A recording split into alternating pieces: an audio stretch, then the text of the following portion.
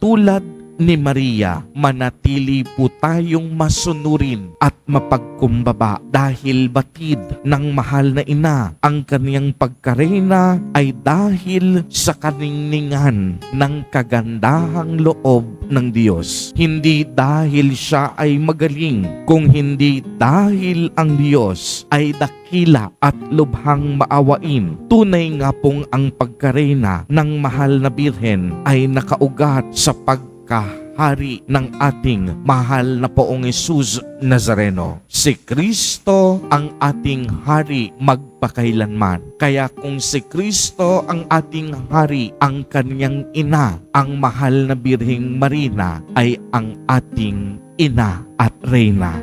Amen. Purihin at dakilain natin ang ating Panginoon, ang mahal na Poong Jesus Nazareno.